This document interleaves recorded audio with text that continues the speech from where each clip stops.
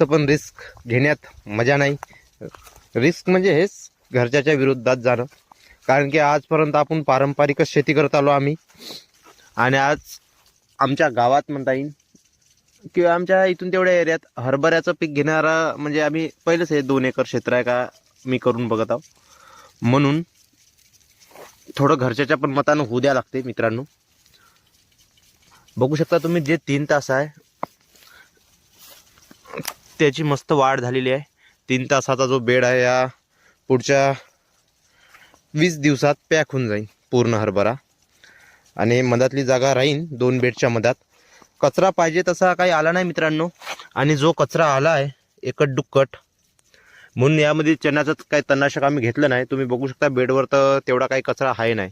जो शून्य मशागती या तंत्रामध्ये असते आणि त्यावर आता काही तेवढं भिण्याचं काम पण होतं. आपण तणनाशक